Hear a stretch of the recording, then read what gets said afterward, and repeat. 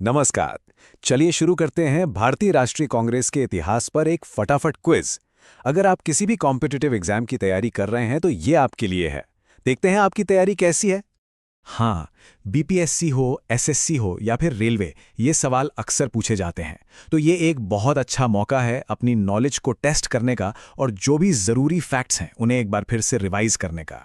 ठीक है, तो शुरू करते हैं हमारे पहले सेक्शन से, विभाजन से एकता तक। इसमें हम बात करेंगे कांग्रेस के शुरुआती सालों की, वो दौर जब पार्टी के अंदर ही काफी मतभेद थे, लेकिन साथ ही कुछ बहुत ही ऐतिहासिक समझौते भी हुए।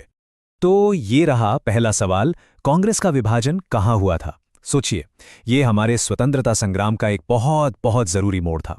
ऑप्शंस हैं दिल्ली, कलकत्ता, सूरत या लखनऊ। क्या लगता है? और सही जवाब है ऑप्शन सी, सूरत। जी हां, 1907 का वो मशहूर सूरत सेशन, जहां नरम दल और गरम दल के बीच विचारों में इतना अंतर आ गया था कि कांग्रेस दो हिस्सों में टूट गई थी। चलिए अब आते हैं अगले सवाल पर। यह सवाल है एकता के बारे में। मशहूर लखनऊ समझौता, जिसे लखनऊ पैक्ट भी कहते हैं, आखिर किन के बीच हुआ था? इसका सही जवाब है ऑप्शन बी, कांग्रेस मुस्लिम लीग। याद रखिएगा, ये 1916 में हुआ था और ये एक बहुत ही बड़ा मोमेंट था पॉलिटिकल कोऑपरेशन के लिए, जिसने हमारी आज़ादी की लड़ाई को एक नई ताकत दी। बहुत अच्छे, अब चलते हैं हमारे अगले सेक्शन पर, प्रमुख जन आंदोलन। अब जो सवाल आएंगे वो उन बड़े बड़े मूवमेंट्स के बारे में हैं जिनकी वजह से आज़ादी की लड़ाई सिर्फ कुछ नेताओं तक सीमित नहीं रही, बल्कि पूरे देश की लड़ाई बन गई। सवाल नंबर 3, ये इंडियन हिस्ट्री के सबसे आइकॉनिक इवेंट्स में से एक के बारे में है, दांडी मार्च। इसका कनेक्शन किस आंदोलन से था? मुझे लगता है इसका जवाब तो ज्यादातर लोगों को पता ही होगा। और बिल्कुल सही जवाब है सी, नमक सत्याग्रह। महात्मा गांधी की लीडरशिप में हुआ ये मार्च सिविल डिसोबीडियंस मूवमेंट का एक बहुत ही पावरफुल हिस्सा था।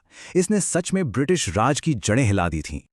ओके, अब बात करते हैं आज़ादी की लड़ाई के सबसे आखिरी और सबसे बड़े मास मूवमेंट की, भारत छोड़ो आंदोलन यानी क्विट इंडिया मूवमेंट। ये कब शुरू हुआ था? साल कौन सा था? और इसका सही जवाब है सी, 1942।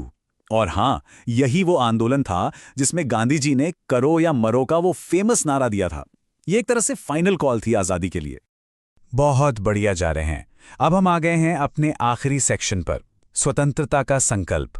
इसमें हम उन जरूरी फैसलों और पॉलिटिकल स्टेप्स पर नजर डालेंगे जिन्होंने आज़ादी का रास्ता साफ किया। अगला सवाल एक बहुत ही ऐतिहासिक रेजोल्यूशन के बारे में है।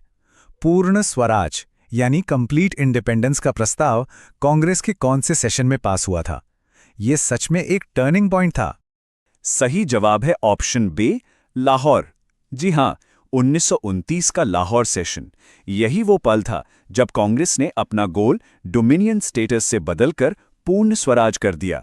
सोचिए कितना बड़ा और हिम्मत वाला फैसला था ये उस वक्त। और अब आ गया है आज का आखिरी सवाल। ये सवाल कांग्रेस की इलेक्टोरल पावर के बारे में है। 1937 में जो प्रोविंशियल इलेक्शन हुए थे, उनमें कांग्रेस ने कितने प्रांतों में सरकार बनाई थी? और इसका सही जवाब है सी, 7 प्रांतों में। उस समय के टोटल 11 प्रांतों में से 7 में कांग्रेस ने मेजॉरिटी के साथ अपनी सरकार बनाई थी। ये बहुत बड़ी जीत थी। पता है ये नंबर 7 इतना जरूरी क्यों है? क्योंकि इस जीत ने यह साबित कर दिया था कि कांग्रेस सिर्फ एक आंदोलन चलाने वाली पार्टी नहीं है, बल्कि एक ऐसी पॉलिटिकल पावर है जो देश को चलाने के लिए भी पूरी तरह से तैयार है। तो चलिए अब स्कोर का टाइम है। 6 में से कितने सही हुए? अपना स्कोर नीचे कमेंट्स में जरूर बताइएगा। देखते हैं आज का टॉपर कौन है। और हां, अगर ये क्विज अच्छा लगा और आप चाहते हैं कि हम ऐसे ही और सवाल लाते रहें तो चैनल को सब्सक्राइब जरूर कर लीजिए और इस वीडियो को लाइक करना तो